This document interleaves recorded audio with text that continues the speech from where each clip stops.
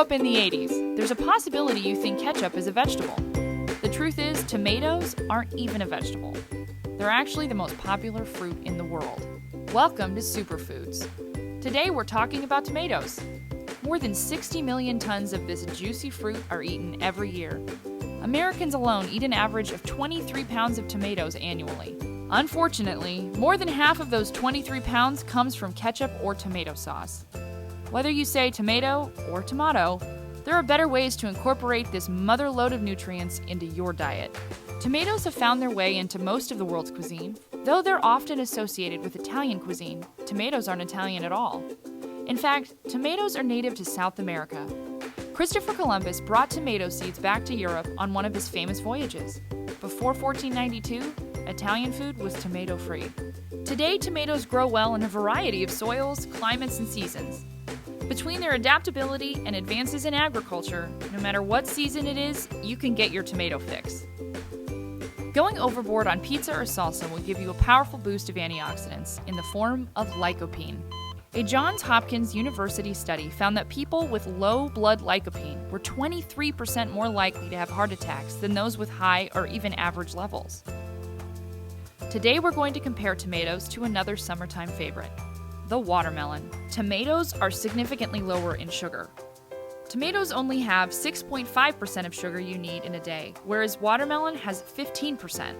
Tomatoes are also way more versatile. Unlike watermelons, they're packed with vitamins A, C, and K, as well as potassium, making them great for eye, bone, immune system, and nervous system health.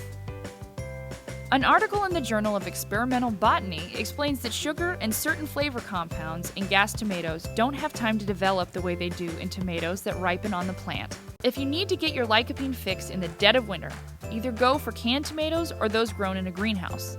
They'll be way more delicious than the gassed ones.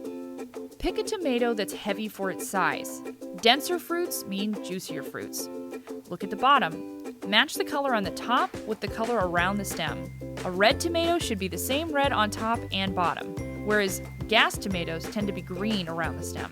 Smell the tomato. It should smell sweet and earthy at the stem. If it's got a bitter smell or no smell at all, it's not ready.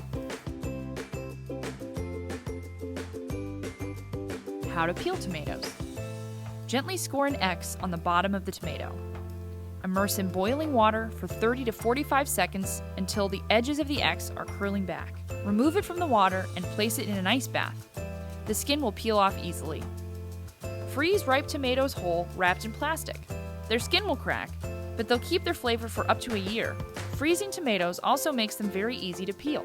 Cutting cherry tomatoes in half is tedious. Here's a way to make it a little easier. Find 2 lids from your deli or yogurt containers that are the same size. Putting gentle pressure on the lid, slice between the 2 lids. You'll cut through all the tomatoes in a flash.